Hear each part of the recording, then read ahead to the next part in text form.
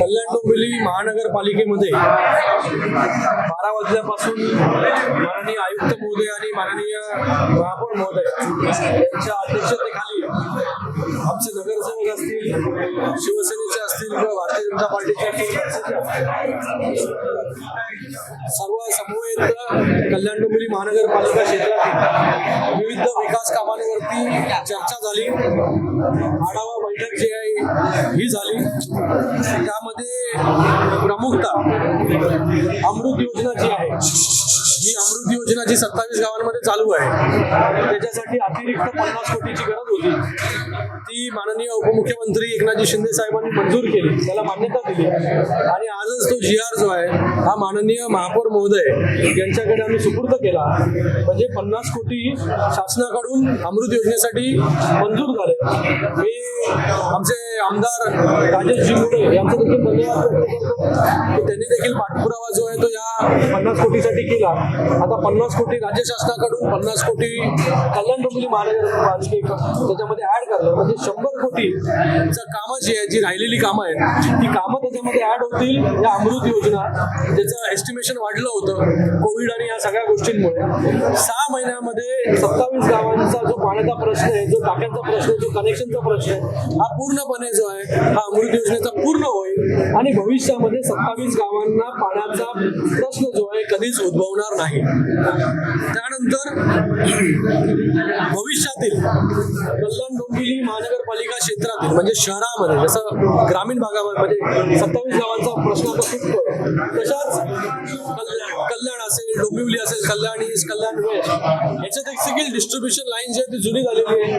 तिथे देखील पाणी पुरवठा योजना जी आहे ती भविष्यामध्ये चांगली झाली पाहिजे. त्याच्यासाठी देखील एक प्लॅन जो आहे कल्याण डोंबिवली महानगरपालिकेने 268 कोटीचा हा बनवलेला आहे. आत्ताच गेल्या बजेट सेशनमध्ये केंद्र सरकारने कल्याण डोंबिवली महानगरपालिकांना एक मुभा दिली आहे की ते बॉन्ड रेज करू शकतात.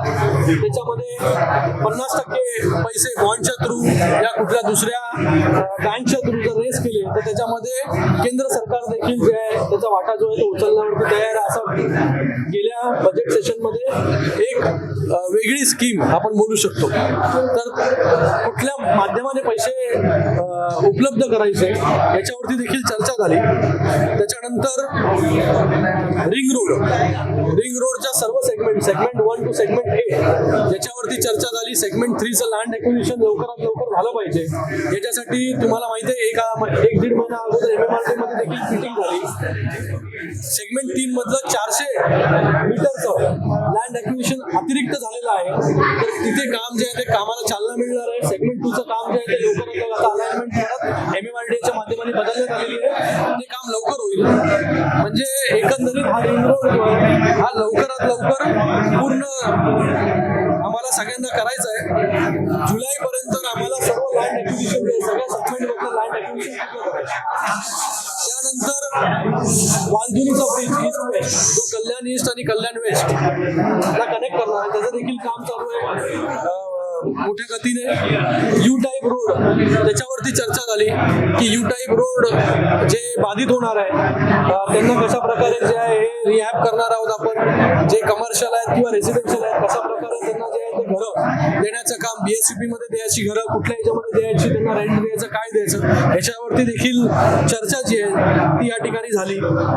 क्लस्टर, ज्या प्रकारे क्लस्टर योजना ठाण्यामध्ये सुरू झालेली आहे, मुंबईमध्ये देखील लागू झाली, तशीच क्लस्टर योजना या कल्याण डोंबिवली महानगरपालिकेमध्ये म्हणजे कल्याण ईस्ट मध्ये एक क्लस्टर, कल्याण वेस्ट मध्ये आणि डोंबिवलीमध्ये क्लस्टर आयडेंटिफाय ऑलरेडी झालेला आहे, URP झालेला आहे. त्याच्यावरती देखील चर्चा झाली. येणाऱ्या 21 तारखेला महापौर महोदय स्वतः ठाण्यामध्ये सुरू असलेले क्लस्टर जे आहे, महापौर महोदय असतील किंवा आयुक्त महोदय असतील, हे जाऊन पाहणी करणार आहेत, समजून घेणार आहेत. तिकडचे जे कोण कॉन्ट्रॅक्टर जे करतायत काम त्यांच्याबरोबर त्यांची मीटिंग आहे आणि त्याच्यानंतर क्लस्टरला जे आहे ती मोठ्या प्रमाणामध्ये जी आहे ती चालना या ठिकाणी मिळेल.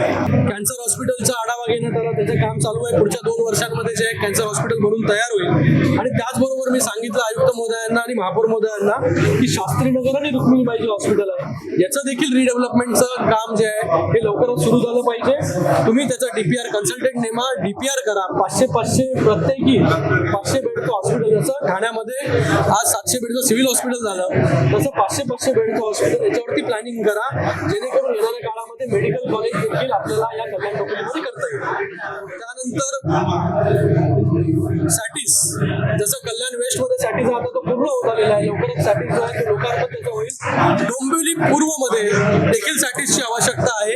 डोंबिवली पूर्व मध्ये जी महानगरपालिकेची इमारत आहे जिथे 6000 स्क्वेअर मीटर जागा उपलब्ध आहे, ती जागा पण घेऊन तिथे पार्किंग असेल, तिथे या सॅटिससाठी जे काय गोष्टी लागतील डोंबिवली पूर्व मध्ये कन्सल्टंट नेमून जो आहे हा सॅटिसचा प्रकल्प डीपीआर जो आहे तो लवकर तयार करा, जेणेकरून डोंबिवलीमध्ये देखील सॅटिस जो आहे तो आम्ही सुरू करू. त्यानंतर सावित्रीबाई नाट्यगृहाला अजून 20 कोटी रुपये लागणार आहे. याच्या अगोदर देखील माननीय उपमुख्यमंत्री महोदयांनी 20 कोटी रुपये दिले होते, त्याचं काम चालू आहे. 20 कोटी देखील त्याचं प्रोव्हिजन लवकरात लवकर आम्ही सरकारकडे मागणी करून ते काम मागणी जी आहे ती 100% पूर्ण होईल.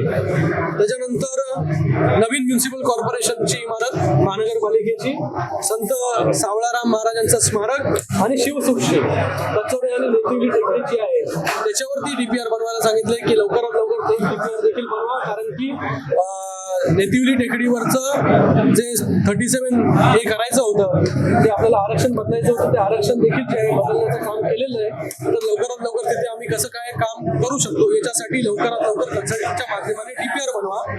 हॉकर्स आणि पार्किंगसाठी धोरण जे आहे हे महानगरपालिकेचं ऑलरेडी झालेलं आहे, ते येणाऱ्या महासभेमध्ये जे आहे ते प्रस्तुत होईल आणि कल्याण डोंबिवलीसाठी स्वतंत्र असं हॉकर्स आणि पार्किंगची व्यवस्था जागोजागी कशी होईल याच्यासाठी जे आहे ते आम्ही या ठिकाणी काम करतो.